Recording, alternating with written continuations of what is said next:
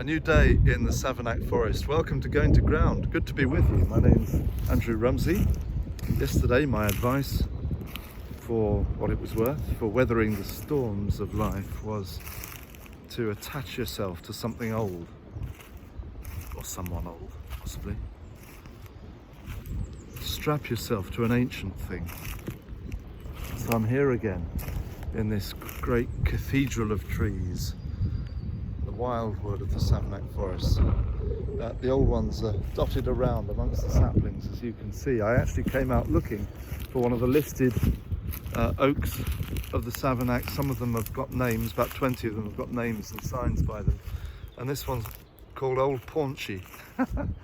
This isn't Old Paunchy actually, because I didn't think Old Paunchy was was as beautiful as this one. You can see, through the trees about there on my screen behind the saplings is Old Paunchy, and yes, he's fat, but by no means as majestic as this beauty here. Look at that twisted trunk, those high tangled branches.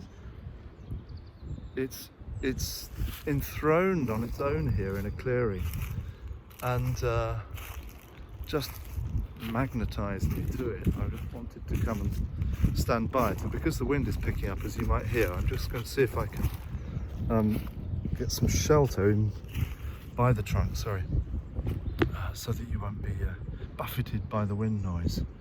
A tree, of course, is a whole ecology of life.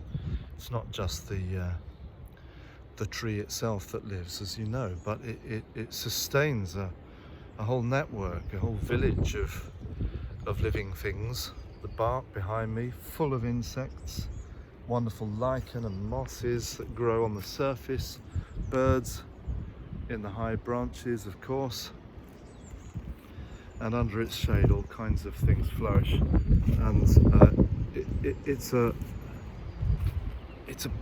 hive in itself. It's a microcosm, and that's part of the appeal of these great trees. They create an ecology. Sorry, I'm going to move again out of the wind. They create an ecology, and over the centuries, that's phenomenal, isn't it? It is like an old market town of life.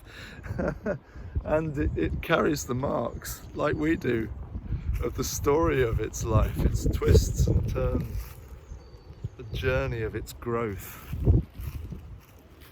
And here it stays. And I trust today that you will be consoled in your journey of life, through Lent as well, as we go through. The psalm today I was reading has the line from Psalm 119, "Turn away my eyes, lest they behold vanity." And the Lenten journey is an encouragement to do that, to turn away our eyes towards God and neighbour and the world, to the life beyond our own, so that we may realise how we are sustained, not independently, but we belong to a great ecology of life. We are sustained and dependent upon that same network, just as an insect on this bark is behind me. And yet, this isn't a turning away from ourselves because we are of no value, but it is to recognise our value in relation to other living things. So I'm going to explore a few more living things around here before I head back, and I trust that today is a good and steady one, a rooted day for you. God bless you as you go to ground.